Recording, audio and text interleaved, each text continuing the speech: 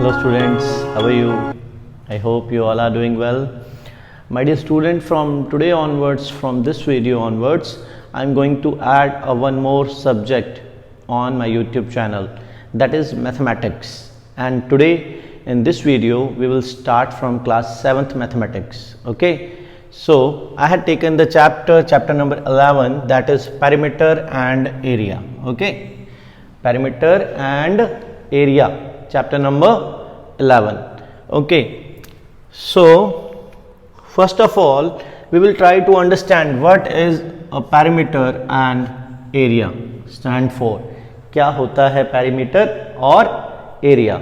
Okay, in 11.1 exercise, that is in your book, in this exercise two type of shapes are considered. One is square and other is rectangle. What are the properties of these two kind of shapes? First of all, in square all sides are equal. If one side is s units, then other remaining three sides are also s unit. Okay, क्या होती है इसकी square की properties? क्या होती हैं इसकी? चारों साइड्स इक्वल होती हैं. अगर एक साइड s है तो बाकी की तीन भी s होंगी. This is the first property in square. Next, इसके अलावा भी प्रॉपर्टीज होती हैं स्क्वायर की. All angles are right angle. इसके चारों एंगल जो होते हैं वो राइट एंगल होते हैं. Now come to the rectangle. About rectangle, its opposite sides are equal. If I am saying this side is L, then the opposite side is also L. If I am saying this side is equal to B, then this will also be, because ये इसके opposite है ना. Because this side, अगर मैं यहाँ पे nomenclature कर दूँ A, B, C and D, then we can say AB is opposite to CD. Okay, so that's why AB and CD are equal. Here I taken L and B. These stands for, L stands for length and B stands for breadth. Okay, and again the one more property of rectangle is its all angles are of at 90 degree. इसके चारों के चारों angles जो होते हैं वो 90 degree पे होते हैं. ये भी रेक्टेंगल की एक प्रॉपर्टी है. ठीक है, अभी के लिए इतना बहुत है आपको रेक्टेंगल और स्क्वायर की प्रॉपर्टीज. आगे सीनियर क्लासेस में और आती हैं. अबाउट डायगोनल हो गया. ठीक है, डायगोनल कितने पे इंटरसेक्ट होते हैं ये सब आगे आएगा सीनियर क्लासेस में. Now the first of all perimeter. What is perimeter? बेटा, if we have any kind of shape, अगर मैं बात करूं ये ब्लैक बोर्ड है. ठीक है, तो इस ब्लैक बोर्ड को अगर मैं इसकी जो 4 साइड्स हैं उन 4 साइड की लेंथ को अगर मैं ऐड कर देता हूं, then I got the perimeter of this board. Okay, this is the white board. I am saying black board. ये जो व्हाइट बोर्ड है इसकी अगर 4 साइड्स को मैं सम कर देता हूं, देन ऐड कर देता हूं उन 4 साइड्स को, then I got the circumference और perimeter of this white board. I use circumference. Perimeter को हम सर्कमफेरेंस भी बोलते हैं. क्या बोलते हैं? सर्कमफेरेंस. ठीक है, ये ज्यादा सर्कल वाले टॉपिक जब आएंगे ना, सर्कल का पेरीमीटर निकालते हैं तब आता है सर्कमफेरेंस. ठीक है, अभी क्या बोल रहे हैं हम इसको? Perimeter.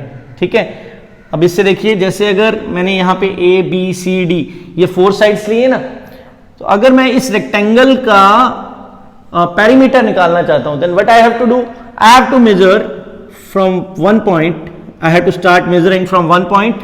From A, if I had started, A to B, B to C, C to D and D to A, this entire length is equal to the perimeter of this rectangle.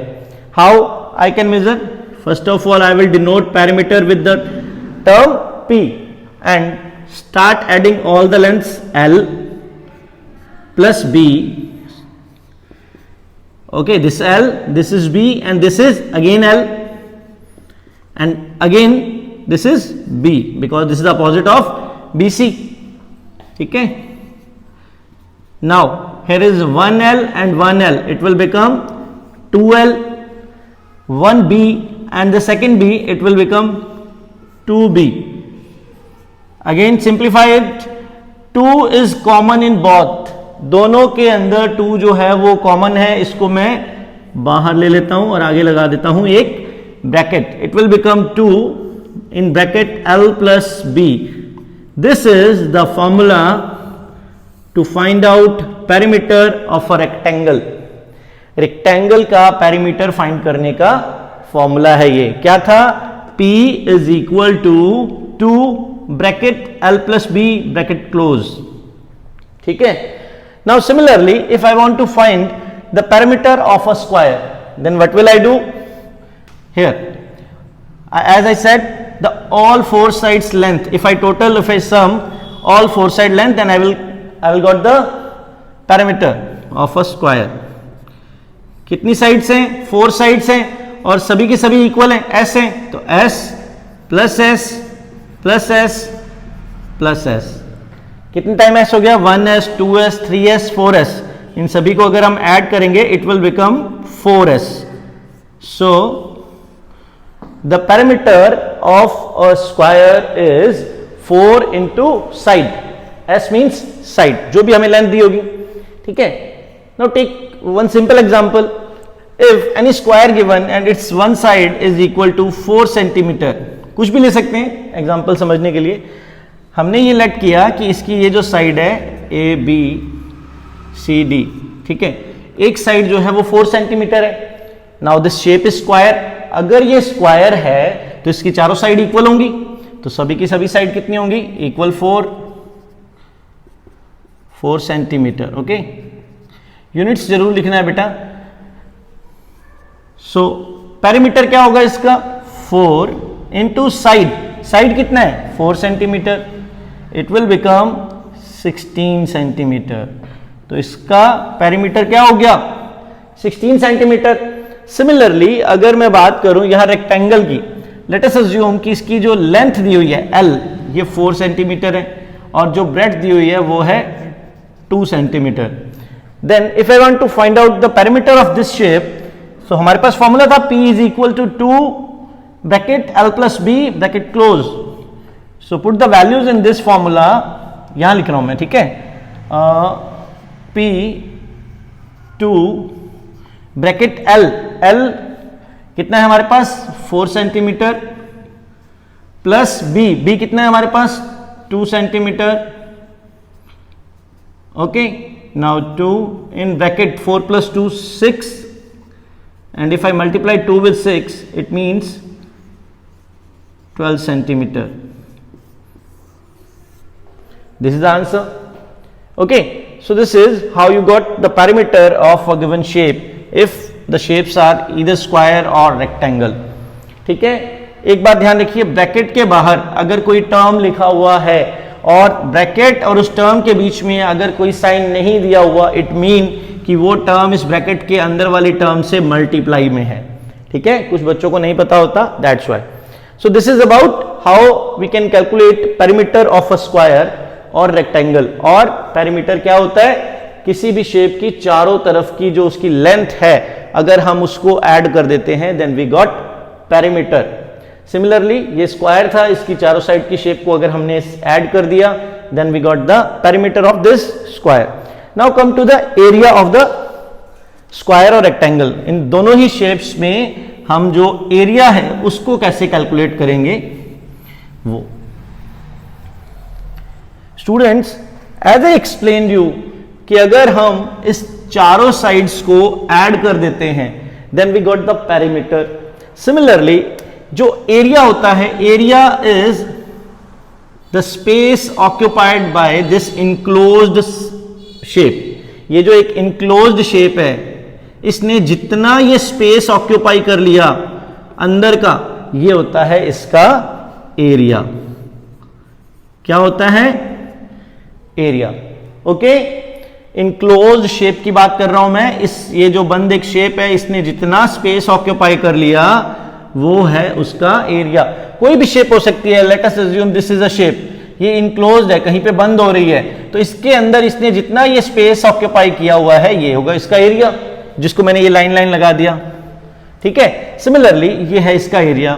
If I am talking about the area of square, it's very simple, हमें सिर्फ इतना करना है side into side या फिर side square. ये जो ऊपर पावर लिखते हैं 2, इट मींस कि जिसके ऊपर ये पावर लिखा हुआ है उसको 2 टाइम्स मल्टीप्लाई कर दें उसी से, मींस s की स्क्वायर है, it mean s into S, ठीक है। और सिमिलरली अगर मैं एरिया ऑफ रेक्टेंगल देखता हूं तो इसका फॉर्मूला क्या होगा, L इंटू बी। क्या होता है इसका फॉर्मूला, L इंटू बी।